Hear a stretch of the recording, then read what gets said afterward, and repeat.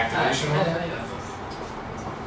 Aslında burada anlatmaya çalıştığı şey de bu. Biz modeli buraya yükledikten sonra bunlar aslında bizim modellediğimiz her şeyin geometrik bilgileri. Dolayısıyla biz bu geometrik bilgilere bağlı olarak şu gördüğünüz kodlama sistemi sizin şirketinize özel olarak geliştirilmiş bir şey olabilir. Sizin aslında maliyet kodlama sisteminiz. Burada Nikon'un önerdiği sistem uni formatla başlayıp altta master formatla dağılan bir sistem kullanıyorlar. Yani bu CSI sistemini kullanıyorlar. Ama her firmanın da kendine göre bu tip sistemler olabilir. Burada önemli olan şu, sizin bu geometrik bilgilerle buradaki kodlama sisteminiz arasındaki formülü kurmanız. Formülü bir kere kurarsanız, bir kere doğru olarak işletebilirseniz, daha sonra bu otomatik gördüğümüz şey aslında oydu. Buraya modeli değiştirdiğinizde ya da modelle ilgili bilgiler geldiğinde o geometrik bilgiye bağlı olarak bu yapı beslenebiliyor. Tabii bunun için ne yapmak gerekiyor? Bu mapping'i, bu bağlantıyı başta kurmak gerekiyor. Yani sizin maliyet departmanınızın bir çalışma yapıyor. Aslında Excel'de yaptığı şeyler bunlar. Analizler yapıyor. O analizleri buraya aktarması gerekiyor. Dolayısıyla aslında böyle bir yapıdan bahsediyoruz. Çok hızlı oldu burada. Hızlı olabilmesi için aslında bir çalışma yapmak gerekiyor. Bu standart sistem, yani bir konu sistemi kendince sundukları bir şey. Yani ürünün yanında ek bir warehouse olarak bunu sunabiliyorlar. Bunu kullanabiliyorsunuz istiyorsanız. Ama tabii ki her firma kendi maliyet yapısı ve sistemi var. Bunu kullanmak da ister. Dolayısıyla belki modifiye edilebilir başlangıç noktası olarak ya da sıfırdan kendi sisteminiz buraya aktarılabilir. Hani genel bilgi olarak bunu vereyim. Yani bu kadar hızlı işlemiyor aslında hayat bu kadar. Kolay olmayabilir. Other screen, last screen. Burada geçmeden bir şey sorabilir miyim? Tabii. Okay, so. Yes. Bu tablo geçişi için çalışmadan bahsediyorsunuz ya. Aynı şey, evet. Bu bir çalışma gerektirdiğini, aynı şey için 3 boyut için de aslında soracağım. Orada hani bir edge surface ile ilgili konuştuk mesela. 3 boyuttan aldığımız architect'teki bir modeli de biz bir şekilde bu Vico'da bunları da aynı şekilde çalışmayla tanımlıyoruz. Tanımlamıyoruz. Şöyle, burada bir objeyi siz modellediğiniz zaman birim mantığı zaten o. Siz kod olarak bir şeyi modelliyorsunuz. Onun ölçüleri direkt olarak bir mantığın içine geçiyor. Zaten tüm gördüğünüz gibi buradaki şeyler aslında tüm geometrik bilgiler. Birçoğunu kullanmıyorsunuz. Mesela yani her şey var burada. Ne var? Sayısı var, edge perimetre var, bu kaç tane delik olduğu bile var üzerinde. Bu bilgilerin ne kadarını metrajda kullanacağınız, yani aslında burada kullanacağınız sizin aslında ekibinizin vereceği bir karar. Yani nasıl siz Excel'de bir linkleme yapıyorsunuz belli bilgilere, burada da bu bilgilere linkleme yapabiliyorsunuz. Bu tarafa beslemek açısından. Burada açıklayıcı oldu. Yani bunlar otomatik geliyor. Yani bu programda tanımlanmış şeyleri yani otomatik bir şey eden bir mantık diyorsunuz. Evet. Yani bu tarafta sorun yok. Buradan buraya geçişte bir çalışma var.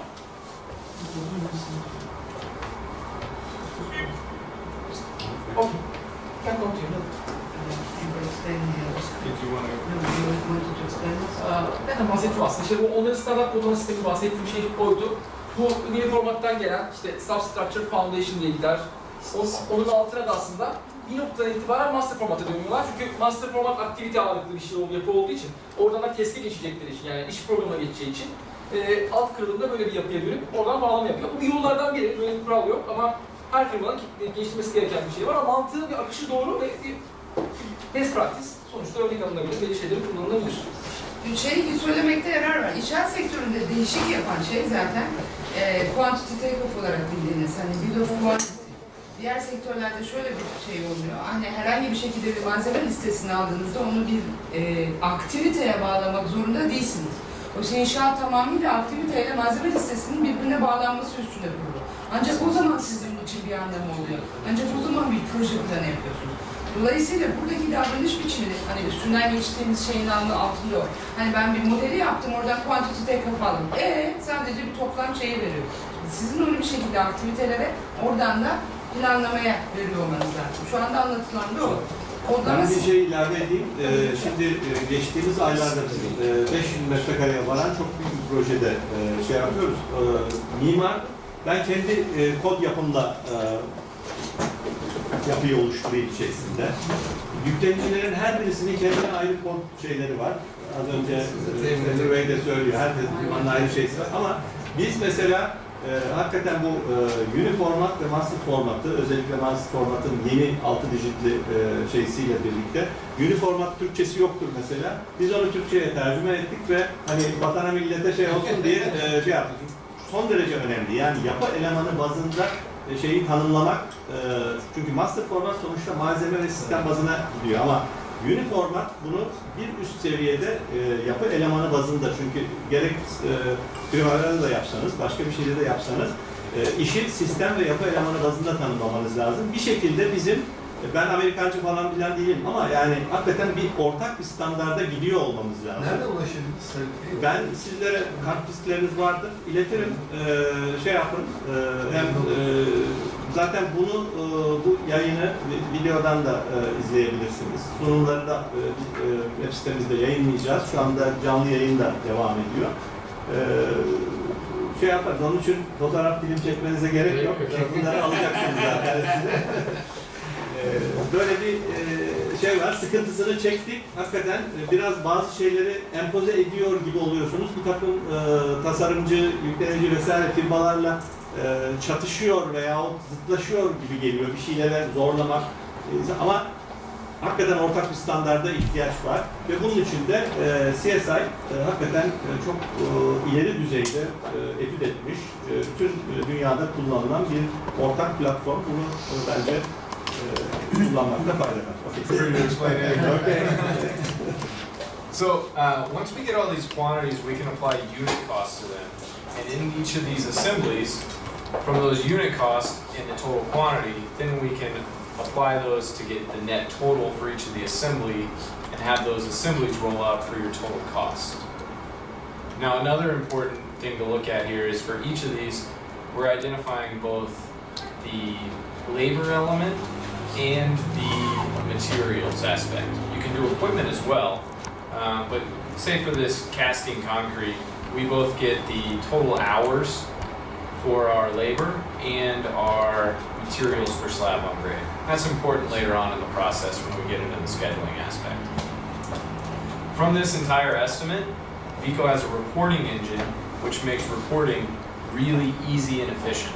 So you can create these report templates and then query that database and figure out all sorts of different reports. Whether that's a takeoff report of just the quantities, or maybe we want to look at the cost plan of all the estimate numbers and see that report in a report way that we can distribute that to the team. So here I'm running a report that can be exported in, say, PDF and sent out to everyone. And it's taking all those numbers that we just looked at, it's giving us a single pie chart here because we just activated the foundations. If you activated the superstructure and everything else, you'd see that pie chart get into different sections. But you can go through and see each individual line item if this is the report that you want to run, as well as the cost associated with that. So the reporting makes it very easy to report on all your different projects and have that same standardization run through. So after we're done generating this 5D workflow of the fifth dimension of the cost, now we're going to leverage all these quantities and cost information and connect it into the schedule. So I know we went 3D, 5D, and now we're back to 4D. But this is the workflow that we get to for the entire project. And that's typically the workflow that you would see in your overall project, where you've got a 3D model and you're going to generate cost from it to get an estimate, and then after you get that estimate, you're going to plan for the actual construction. So we're going to take all this work that we did in these previous steps and leverage it for the schedule. And the first thing we have to do actually is create some 3D locations. So Vico's, as I said earlier, it's a location-based management system. And that means that we're looking at locations and work zones and the quantities associated with them. So the first thing we need to do is define those 3D work zones. So here we've got a bounding box around the project. And you can see it's kind of split up into floor zones. Now, we've got the project level, and as we go down, we can see we've got it split into each floor. So we've got the foundation, the first floor, the second floor, all the way up to the roof. If we click on our foundations, you can see it just isolates our foundations level here. You can see we've got 3 levels, or 3 zones. We've got a floor 1, 2, and 3. If we click on one of these, you can see exactly what's involved in that single zone.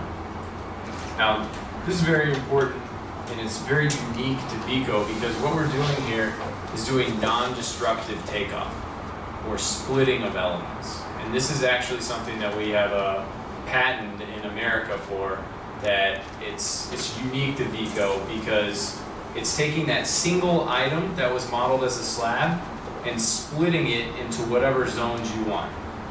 And that's important because we're able to generate quantities or quantity splits for each of these zones. So now that we've identified and drawn these zones, we can look at that takeoff item list in our takeoff manager. And now if we open up our slab, you can see that we've got our project and all these locations, so pours 1, 2, and 3. And for each of these individual items, we can see the net volume, say. We can see how much concrete per cubic yard, or for you, cubic meters, goes into each of these different zones. So that's allowing us to split quantities by zones, and that's really important for our next step here. So we've split and gotten quantities by zones, and now we're going to link all these quantities to tasks.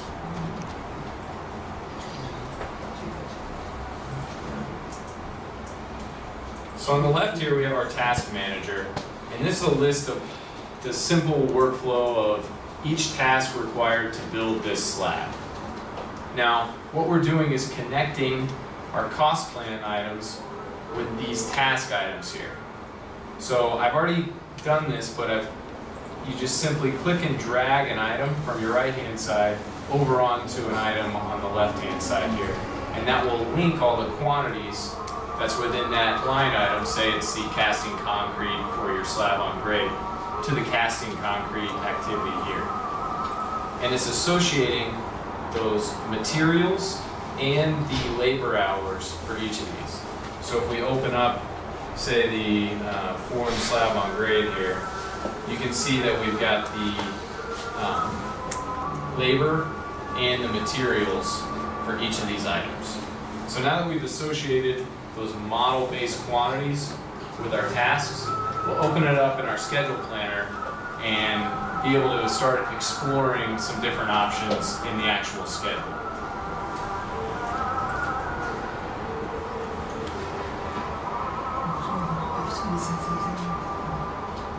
Anything to add right now? No, I was just going to say, Okay. So right here, you might be thinking, wait, what is this? This is not a schedule. But this is our flow line view, which is unique to Vico. It's a different way of scheduling. And if you want to look at it in your traditional way, we can look at it in a Gantt chart right here. So we've got each of the individual tasks and the durations that are calculated for each of these. Now when I say calculated, it's because we took the total quantity for each of these line items or tasks, and we split it by location. So we've got a quantity, and then we're taking into account a production rate and a crew size, and from those three variables, we're calculating duration as a function of that equation. So it's a little bit more scientific than someone with 40 years of construction knowledge saying, I think it's going to take 2 weeks. So it's a calculated duration rather than like an educated guess.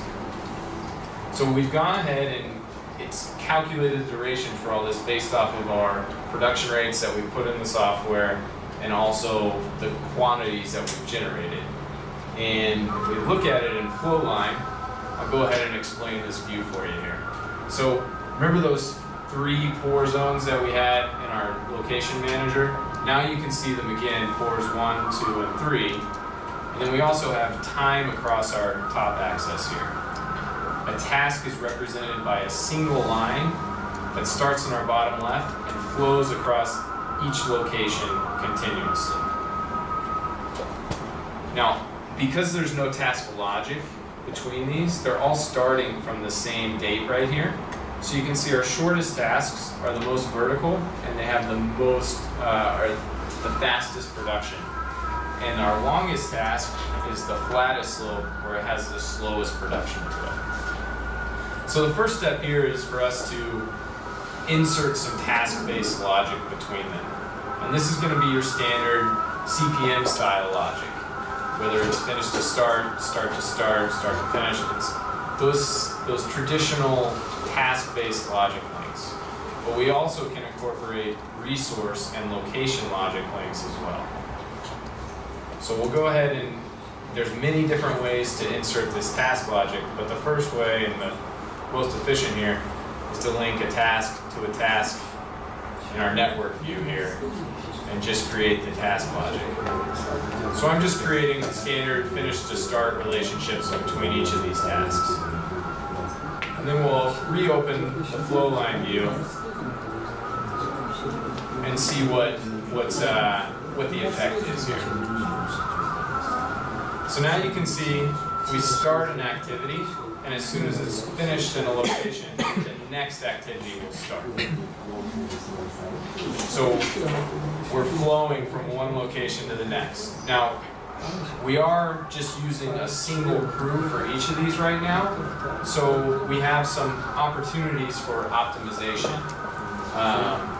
And those areas we can see are these big gaps here. So we'd like to see all of our production rates, which are represented by the slopes, to be a similar slope to have task flow from one task to the next. And the reason for that is because we look at it in a lean way and we like to reduce risk from the schedule.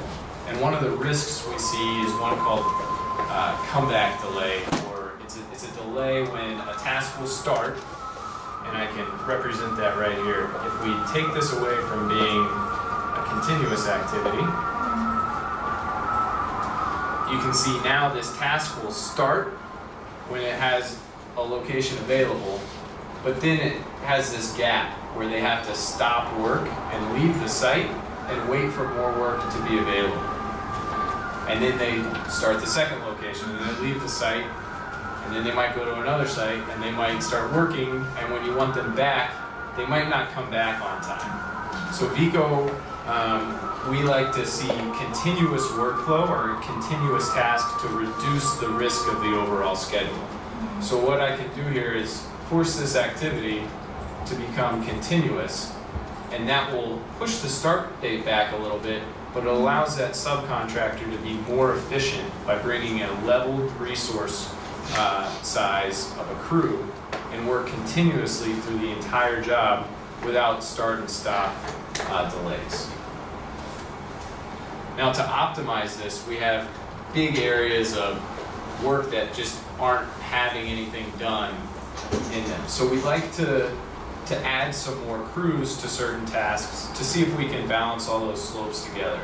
Now, of course, there will be a limit to the overall crew sizes of these, and we can set those limits, but it's really easy to click and drag these lines to the slopes that we'd rather see them.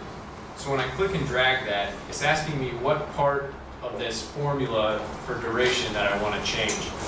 So the easiest is we need to change our crew size, because we're not going to change our total quantity and we're not going to change how fast we're really going to work.